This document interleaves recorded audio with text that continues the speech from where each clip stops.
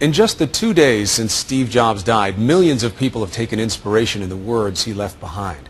But maybe none seems as appropriate right now as this. Being the richest man in the cemetery doesn't matter to me. Going to bed at night saying we've done something wonderful, that's what matters to me. And among those wonderful things that are now part of his legacy is a list of hidden secrets we can all learn from. The 7 secrets to his success. Here's Deborah Roberts. How is it that a college dropout who landed in his parents' garage, who was once kicked out of his own company, could cast such a dazzling spell, turning the inconceivable into things we can't live without? Maybe down to 61 degrees in San Francisco. What did Steve Jobs know that we don't? Folks sipping cocktails at the Edmunds Automotive website in California would sure love to know. You don't have to try to emulate Steve Jobs, but the techniques that he has honed over time are the ones that will work for anybody. Author and consultant Carmine Gallo has built a career sharing the special secrets of Steve Jobs, most gleaned from the man himself. Sometimes life's going to hit you in the head with a brick. Don't lose faith. And those who worked with him. 7 principles of success that anybody can use to be more successful, to be more innovative, to live a more inspiring life. Number 1, do what you love, no matter what it happens to be. Don't settle. As with all matters of the heart, you'll know when you find it. Now, a lot of people will look at that and say, oh, yeah, do what you love. Sure. We all hear that. But is that really the secret of success? Passion is everything. I think a lot of people embody the Steve Jobs model, but don't know that they're doing so. So Rachel Ray did what she loved. She was giving cooking classes at Macy's for nothing. She was giving free cooking classes because she loved what she did. And what did she create? 30-minute meals. Number 2, put a dent in the universe. Have the courage to follow your heart and intuition. Put a dent in the universe simply means that you have to have a big, bold, clear, concise vision.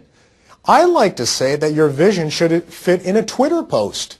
Think about this. John Kennedy in 1961 had a clear, concise vision that was under 140 characters. If Twitter had existed that day, he could have tweeted it. I believe that this nation should commit itself to achieving the goal before this decade is out of landing a man on the moon. The 3rd secret might surprise you. The man who sold 315 million iPods believed you should say no to 1,000 things. How do you become a success by saying no? You have to focus. And this is something that applies to our businesses and our lives. Reduce the clutter. Make it simple. In 1997, when he returned to Apple, Apple was close to bankruptcy. He took 300 products and condensed them to 10. We've got to get the spark back with the developers. Just all about streamlining. And Jobs honed not just products, but people. Robert Pringley worked with him starting in 1977. Steve felt very strongly that he could only interface with about 6 people. And so therefore he had to concentrate at any given moment on who were the 6 most important people in his life. And if you are in the top 6, you get all my time. If you fall off, if you're number 7 or 57, I don't know you. Simplicity in everything, even down to the trademarked black turtleneck and jeans. In latter years, he decided that he would wear the same outfit every day so that he didn't have to think about it. No one had to think about it. There were no decisions. Secret number 4, kickstart your brain by doing something new, like the time Jobs took a trip to India with his college buddy Daniel Kotke. He's the one who proposed the trip. He had shaved his head. His inquiring mind is something that certainly contributed to his success in life. Thinking differently led Jobs to make unexpected connections. The inspiration for the Apple Store came from the 4 seasons. That's why when you walk into an Apple store, you will not find a cashier. You'll find a concierge. Walk to the back of the store, and there's a bar. It doesn't dispense alcohol, but it dispenses advice. And if you're running a business, number 5 may be what you need to hear. Sell dreams, not products. And 6, create insanely great experiences. For Jobs, it wasn't just about selling 29 million iPads this summer, but entertaining the customer at the same time. How can I innovate at my small pizza parlor or my small store, my retail shop? Innovation means creating an experience for your customer. And one of Jobs' most important secrets, 7, master the message. He wasn't born a naturally gifted presenter. In the mid-70s, it was Steve Jobs' first live television interview. Now, this is not the real thing, though, right? You just want a picture of me now? He was visibly nervous. Because I'm deathly ill, actually, and ready to throw up at any moment, so. In 2007, he actually gave what I consider the greatest presentation I've ever seen, the introduction of the iPhone.